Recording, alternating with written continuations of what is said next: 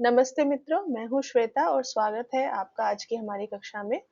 वैदिक साहित्य का सामान्य परिचय इस सीरीज की आज ही हमारी चौथी कक्षा है और जिसमें हम ऋग्वेद संहिता के बारे में पढ़ेंगे। इससे पिछली कक्षा में भी हमने ऋग्वेद के बारे में पढ़ा था, जिसमें हमने ऋग्वेद का अर्थ क्या है, उसका विभाजन कैसे होगा और उसमें कितने मंत्र हैं, किस-किस क्रम में उसका विभाजन हुआ है, क्या उसका ऋग्वेद कालीन समाज कैसा था, इन सब बिंदुओं के बारे में हमने पढ़ा था। तो आज हम पढ़ेंगे ऋग्वेद के महत्वपूर्ण सूक्त के बारे में। कुछ सूक्त ऐसे हैं जो सिलेबस में अलग से उनके नाम दे करके उनका मतलब दिया गया है कि ये सूक्त पढ़ने हैं, तो उनको हम जब उनका क्रम आएगा तब पूर्ण रूप से उनको पढ़ लेंगे। यहाँ पर जो हमारी विषय वस्तु है वो सिर्फ इतनी है कि ऋग्वेद के संदर्भ में जो कुछ महत्वपूर्ण सूक्त है ऋग्वेद के वो हम पढ़ेंगे, आगे कुछ महत्वपूर्ण मंत्र जो है उनके बारे में पढ़ेंगे। इसीलिए यहाँ पर जो सूक्तों के साथ मंत्र दिए गए हैं वो केवल प्रसिद्ध प्रसिद्ध मंत्र दिए गए हैं और पूरे नहीं है, सिर्फ उनका एक छोटा सा अंश दिया गया है ताकि परीक्षा में अगर पूछा जाए तो आप बता सके कि वो किस सूक्त का है। तो सबसे पहले शुरू करते हैं। हमारा पहला सूक्त है पुरुष सूक्त, जो कि 10वें मंडल का 90वां सूक्त है और ये एक ऐसा सूक्त है जो चारों वेदों में आया है। इसमें जो पुरुष शब्द है वो परमात्मा के लिए प्रयोग किया गया है और परमात्मा के ही विराट स्वरूप का वर्णन इस सूक्त में है। परमात्मा से ही संपूर्ण जो सृष्टि है उसकी उत्पत्ति बताई गई है। चारों वर्ण है वो परमात्मा से ही उत्पन्न हुए हैं और परमात्मा ही है जिससे हमारा भूतकाल और भविष्यकाल जुड़ा हुआ है। जैसा कि आगे मंत्र में भी दिया गया है, पुरुष एवेदम सर्वम यद भूतम यच्च भाव्यम, कि वो पुरुष ही है जो कि हमारा भूतकाल और भविष्य काल है या भविष्य काल से जुड़ा हुआ है। अगला ये एक मंत्र का एक भाग है, पुरुष एवेदम सर्वम यद भूतम यच्च भाव्यम, में एक ही लाइन है पूरे मंत्र की। दूसरा मंत्र है ब्राह्मणोस्य मुखम आसीत् बाहु राजन्यः कृतः, इस तरह से पूरा मंत्र है। तो उसमें इनका कहना है कि अगर ब्राह्मण क्या है, वो अगर वो परमात्मा अगर वो पुरुष है, अगर हम ये मान लें कि वो परमात्मा एक पुरुष है, उसका अपना एक शरीर है, तो कहाँ पर किस वर्ण की स्थिति शरीर में किस जगह पर है, तो ब्राह्मण की स्थिति मुख के समान है कि समाज में सबसे ऊपर जो हिस्सा है वो ब्राह्मण का है। और बाहु राजन्यः कृतः, की जो भुजाएं हैं, भुजाओं के समान कौन है, क्षत्रिय है। और उरु तदस्य यद वैश्यः, और जो पेट होता है, उदर होता है, उसका स्थान वैश्य वर्ण का है। और पदभ्याम शूद्र हो जाते हैं और पैरों से, उस पुरुष के पैरों से शूद्र की उत्पत्ति हुई है। ये बहुत ही महत्वपूर्ण मंत्र है, इनको आप थोड़ा थोड़ा याद कर सकते हैं, परीक्षा में पूछ लिया जाता है। अगला हमारा सूक्त है नासदीय सूक्त, ये 10वें अध्याय का 129वां 10वें मंडल का 129वां सूक्त है। और इस सूक्त में सृष्टि की उत्पत्ति से पहले का वर्णन है कि सृष्टि जब तो उत्पत्ति नहीं हुई थी तब क्या क्या था। तो इसका जो हमारा मंत्र है, आनीदवातम स्वधया तदेकम, ये एक मंत्र का एक भाग है। तो इसमें कहना चाह रहे हैं कि जो परमात्मा था सृष्टि में कुछ भी नहीं था, सिर्फ एक परमात्मा जो था जो कि अपनी नैसर्गिक शक्ति से उस समय विद्यमान था और उससे अलग उस समय कुछ भी नहीं था। तो एक तो ये है आनीदवातम, अच्छा सॉरी, ये पूरा ही मंत्र है, आनीदवातम स्वधया तदेकम तस्मात् हान्या न परः किंचनास, उससे परे कुछ भी नहीं था। अगला सूक्त है हमारा हिरण्यगर्भ सूक्त है, जो कि पहले मंडल का 121वां सूक्त है। इसमें कुल मिलाकर के 10 ही मंत्र है, जिनमें से 9 मंत्रों में आपको एक मंत्र का जो अंतिम भाग है, कस्मै देवाय हविषा विधेम, ये देखने को मिलेगा। मतलब जो 10 में से जो 9 मंत्र हैं उनका अंतिम भाग ये है, तो इसी से ही सूक्त के मंत्रों की पहचान हो जाएगी। अब इसमें जो प्रजापति परमात्मा है, यानी जो सृष्टि का पालन करने वाला जो भगवान है, उसकी स्तुति इसमें की गई है और उसकी स्तुति करके, प्रशंसा करके हम उससे कुछ ना कुछ मांग रहे हैं। और इसमें क अर्थात प्रजापति है, कस्मई देवाय जब दिया गया है तो उसमें जो कस्मई में जो क है, मतलब क की चतुर्थी विभक्ति है कस्मई, तो क है वो प्रजापति प्रजापति के लिए प्रयुक्त हुआ है। और इसका सबसे प्रसिद्ध मंत्र है हिरण्यगर्भः समवर्तताग्रे भूतस्य जातः पतिरेकः आसीत्, कि सबसे पहले सृष्टि पे वो हिरण्य स्वरूप वो परमात्मा ही था और सभी प्राणियों के उत्पन्न होने से पहले। दूसरा मंत्र है यह आत्मदा बलदा यस्य विश्व उपासते, और वो परमेश्वर है जो आत्मज्ञान का दाता है, बल को देने वाला है और सभी संपूर्ण विश्व उसकी उपासना करता है। तो ऐसे-ऐसे परमात्मा की हम स्तुति करते हैं। इस तरह से इसमें है। अगला हमारा सूक्त है अस्य वामीय सूक्त। पहले मंडल का 164वां सूक्त है और इसमें कुल मिलाकर के 52 मंत्र हैं, जिनमें दर्शन, अध्यात्म, मनोविज्ञान, भाषा विज्ञान, ज्योतिष और भौतिक विज्ञान से संबंधित अनेक तथ्यों का इसमें वर्णन है। ये एक बहुत ही महत्वपूर्ण सूक्त है, क्योंकि इसके जो जितने भी मंत्र हैं वो ज्यादातर परिचित हैं और बहुत ज्यादा वो सुने जाते हैं। जैसे कि इसमें एकेश्वरवाद का प्रतिपादन करने वाला जो मंत्र है, एकम सद्विप्रा बहुधा वदंती, तो ये मंत्र भी इसी सूक्त का है। और एकेश्वरवाद मतलब एक ही परमात्मा है, एक ही ईश्वर है, तो वो इस मंत्र के द्वारा हमें पता चलता है। दूसरा त्रैतवाद को प्रतिपादित करने वाला जो मंत्र है, द्वा सुपर्णा सयुजा सखाया समानम वृक्षम परिशस्व जाते हैं, ये जो मंत्र है वो भी इसी सूक्त का है। और सबसे एक प्रसिद्ध जो है उक्ति जो हमेशा ही बोली जाती है यज्ञ के बारे में, वो एक जो मंत्र है, अयम यज्ञो भुवनस्य नाभिः, और ये भी इसी सूक्त का ही है। तो अपने आप में एक बहुत ही महत्वपूर्ण सूक्त है और इसमें अलग अलग विषयों को लेकर के इसके अंतर्गत मंत्र दिए गए हैं। दीर्घतमा इसके ऋषि हैं। और आगे है श्रद्धा सूक्त है। तो श्रद्धा सूक्त है 10वें मंडल का 151वां सूक्त है। इसमें कुल 5 ही मंत्र हैं। छोटा सा सूक्त है, लेकिन ये बहुत ही एक आदरणीय और बहुत ही महत्वपूर्ण है। इसमें पूरे ही सूक्त में श्रद्धा को बहुत महत्व दिया गया है। श्रद्धा को ही ब्रह्म की प्राप्ति का साधन बताया गया है। और ऐसा माना जाता है कि इसी के आधार पर जो जयशंकर प्रसाद ने अपना कामायनी ग्रंथ लिखा था, वो इसी के आधार पर लिखा था। और इसमें इसके शुरू के मंत्रों में श्रद्धा की परिभाषा दी गई है। श्रद्धा हृदयाकुत्य करके जो मंत्र है, कि उसमें श्रद्धा क्या है, कि किसी भी काम में जब हम अपनी हृदय की गहराइयों से उस काम में लग जाते हैं, उस किसी काम में प्रवृत्त हो जाते हैं, तो वही उस काम के प्रति हमारी श्रद्धा है।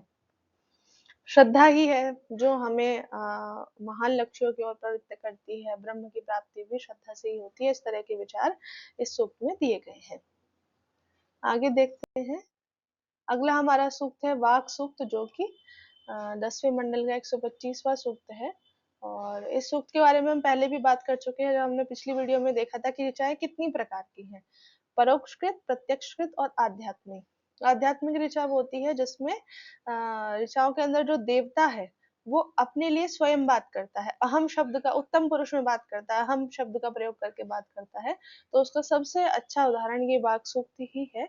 और इस सूक्त के जो 8 मंत्र हैं, उनमें वाक तत्व शब्द ब्रह्म शब्द तत्व या वाग देवी का ब्रह्म के रूप में वर्णन किया गया है, कि ये जो हमारा वाक है, वाणी देवी है, ये ब्रह्म है, इसके रूप में वर्णन किया गया है। और पूरे सूक्त में जो वाक आम्भृणी ऋषि है, वो आत्मविवेचन कर रहे हैं। आत्मविवेचन से मतलब अपने बारे में बता रहे हैं कि मैं ऐसा कर देती हूँ, मैं ये हूँ। जैसे कि ये मंत्र है ही, अहम राष्ट्रीय संगमनी वसूनाम, अहमेव स्वयं इदम वदामि, अहमेव वातैव प्रवामी, कि मैं इस तरह से कर सकती हूँ, मैं इतनी मतलब राष्ट्र को महान बनाने वाली हूँ, मैं वसुओं का संग्रह करने वाली हूँ, और मैं अपने लिए खुद ही बात करती हूँ, और मैं जैसे हवा बहती है सबको प्राण प्रदान करती है, उसी प्रकार मैं भी वात की तरह वायु के समान प्रवाहमान हूँ।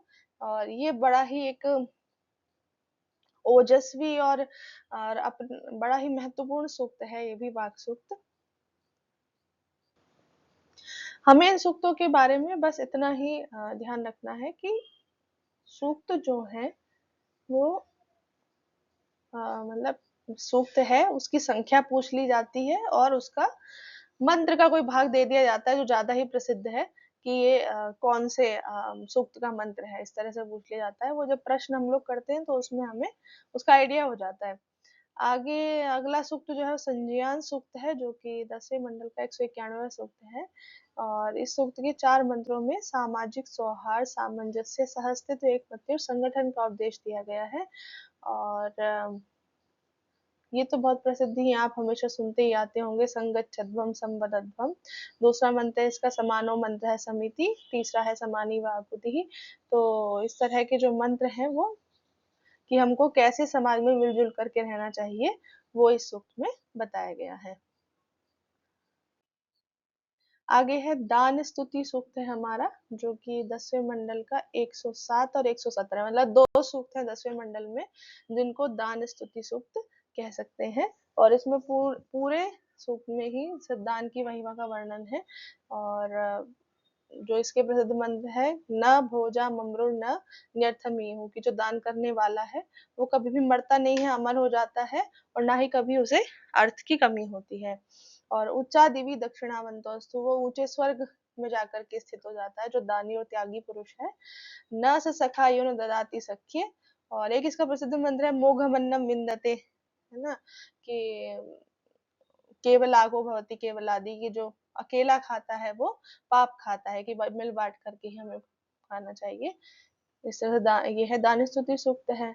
अगला अक्ष सूक्त है, 10वें अध्याय का 34वां सूक्त है। इसमें 14 मंत्र है, जिसका बहुत ही प्रसिद्ध मंत्र है अक्षर माँ दिव्य है कृषिमित कृषस्व, कि जुआ मत खेलो और कृषि करो। ये एक बहुत अच्छी उसमें सामान्य जनों के लिए शिक्षा दी गई है। और 14 मंत्रों में अक्ष जुए को ही कहते हैं, तो ये तो प्रसिद्ध है और याद रह जाएगा कि इसमें जुए अक्षर माँ दिव्य है, अक्ष सूक्त का है। अगला है विवाह सूक्त है, और 10वें अध्याय का 85वां है। और इसमें विवाह से संबंधित जो पति पत्नी के कर्तव्य हैं, और विवाह से संबंधित जो मंत्र है वो सूक्त में दिए गए हैं। और अथर्ववेद में भी इस तरह के 2 सूक्त पाए जाते हैं विवाह से संबंधित, यानी कि जो 14 कांड का पहला और दूसरा सूक्त, ये अथर्ववेद का है, कि अथर्ववेद के 14वें कांड का पहला और जो दूसरा सूक्त है वो भी विवाह से ही संबंधित है, और सारे मंत्र अधिकांश उसमें समान ही है। और ये इसका प्रसिद्ध मंत्र अघोर चक्षुरवत अग्नि साम्राज्य श्वसुरे भवा, कि तुम अपने ससुराल में जाकर के साम्राज्य के रूप में रहो। इस तरह से इसमें दिया है। इसमें मुख्यतः गृहस्थ के जो कर्तव्य हैं उनका वर्णन है। तो ये थे हमारे कुछ प्रमुख सूक्तों के बारे में हमने चर्चा की, और उनके जो एक दो प्रमुख मंत्र हैं उनको हमें थोड़ा याद रखना पड़ेगा और प्रश्न में पूछ लिए जाते हैं। आगे है हमारे आख्यान और संवाद सूक्त। ऋग्वेद में आख्यान और संवाद सूक्तों की संख्या पर्याप्त है, और ये ही ऐसे सूक्त हैं जिनसे आगे चल करके जो बाद में जो साहित्य बना है, जिसमें इतिहास, काव्य, महाकाव्य, आख्यान साहित्य है, नाटक है, वो सब इन्हीं सूक्तों से ये इन्हीं सूक्तों से बीज रूप में जो ज्ञान दिया था उससे ग्रहण करके आगे जो ऋषि मुनिया कवि थे उन्होंने इसी से ही उनका ज्ञान प्राप्त किया है। तो आख्यान सूक्त तो होते हैं जिनमें कहानियां बताई जाती हैं, और संवाद सूक्त वो हैं जिनमें इनमें भी कहानी ही है लेकिन संवाद के रूप में है, आपस में बातचीत के रूप में है। और इसमें तो ये मतलब बीज रूप में दिए हैं, हमें उसको ज्ञान को निकालना पड़ेगा इसमें से। लेकिन जो ब्राह्मण हैं, ब्राह्मण ग्रंथ आगे अपने अपने वेदों के लिखे गए, ब्राह्मण ग्रंथों में उनको विस्तार से उनका वर्णन किया गया है। हमारी भारतीय परंपरा में नाटकों की जो उत्पत्ति है उसको भी वेदों से ही पढ़ा गया है। भरत मुनि का नाट्य शास्त्र भी है, और जिसको उन्होंने वेदों से ही जिसका उन्होंने ज्ञान ग्रहण किया है। और अपने नाट्य शास्त्र के पहले अध्याय में 17वां श्लोक उन्होंने दिया है, जग्राह पाठ्यम ऋग्वेदात् सामभ्यो गीतमेव च यजुर्वेदाद् अभिनयान् रसानाथर्वणादपि। उन्होंने ऋग्वेदात् पाठ्यम जग्राह, ऋग्वेद से उन्होंने जो संवाद और कथनोपकथन की विधा है वो उन्होंने ऋग्वेद से सीखी है या ग्रहण की है। सामभ्यो गीतमेव च, और सामवेद से उन्होंने गीत गायन संगीत की जो विधा है वो सीखी है। यजुर्वेद से अभिनय उन्होंने सीखा है, और जो रस है वो उन्होंने अथर्ववेद से लिए हैं। तो उनके कुल मिलाकर के उनका कहना है कि जो सारी विद्या है वो वेदों में विद्यमान है, मैंने वहीं से ही सब ग्रहण किया है, और इसीलिए वो अपने नाट्य शास्त्र को पंचम वेद भी कहते हैं। अब एक बात यहाँ देखने वाली बात यह है कि जितने भी आख्यान सूक्त है वो क्या है, काल्पनिक रचनाएं हैं।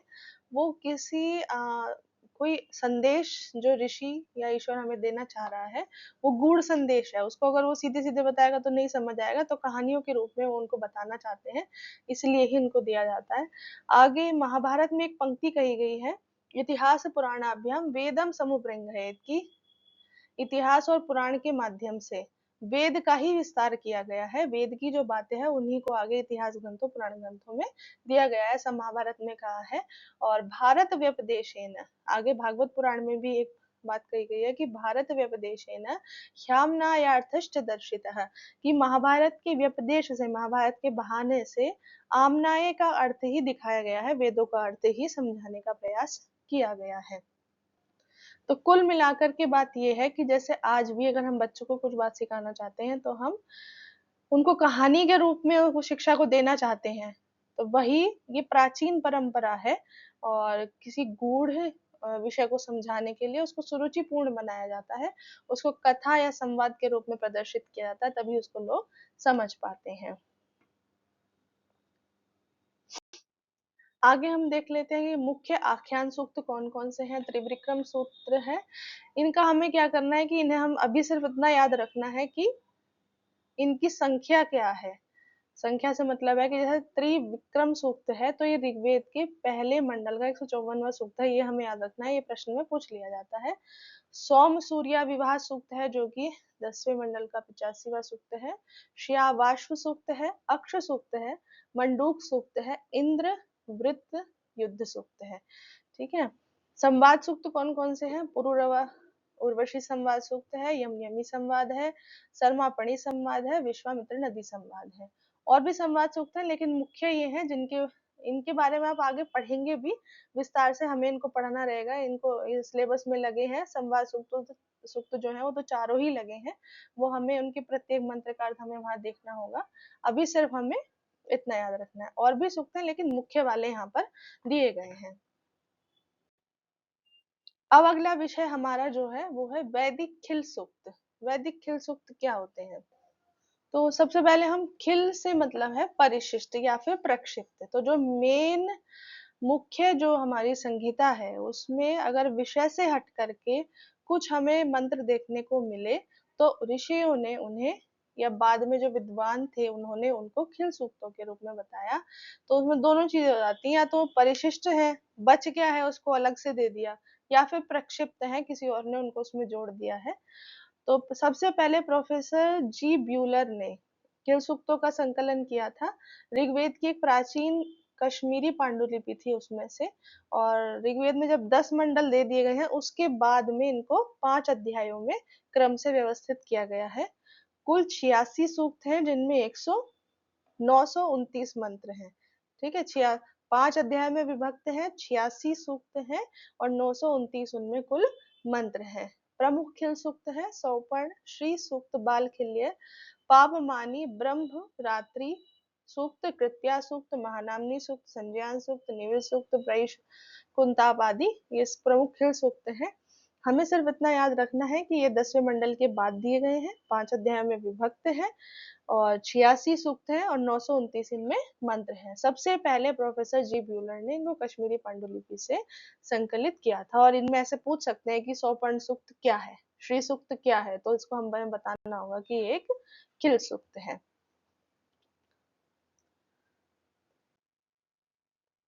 तो आज के लिए इतना ही। ये हमारा ऋग्वेद की जो तीसरी कक्षा हुई थी उससे थोड़ा सा हमारा बच गया था, तो उसको हमने आज की वीडियो में कंप्लीट कर लिया है। अब आप पूरा ऋग्वेद संहिता के बारे में जितनी भी जानकारी है उसको आप दोनों वीडियो को एक साथ देख करके और उसको अपना पूरा तैयार कर सकते हैं। अगर आपको किसी भी विषय के संबंध में कोई क्वेरी है तो आप उसे कमेंट बॉक्स में डाल सकते हैं, या फिर जो हमारा टेलीग्राम चैनल है उसका जो लिंक है वो आपको डिस्क्रिप्शन बॉक्स में मिल जाएगा, कमेंट सेक्शन में मिल जाएगा, वहां से आप जा करके हमारा टेलीग्राम ग्रुप ज्वाइन कर सकते हैं, जिस पर आपको वीडियो से संबंधित जो भी लिखित सामग्री है, पीडीएफ है, वो आपको वहां पर मिल जाएंगे। और भी किसी सब्जेक्ट से संबंधित, सब्जेक्ट मतलब संस्कृत भाषा के किसी भी पेपर से, एग्जाम से संबंधित आप कोई जानकारी चाहते हैं वो सब आपको टेलीग्राम ग्रुप में मिल जाएगी। तो जाइए हमारा टेलीग्राम ग्रुप ज्वाइन कीजिए, वीडियो को देखिए। धन्यवाद।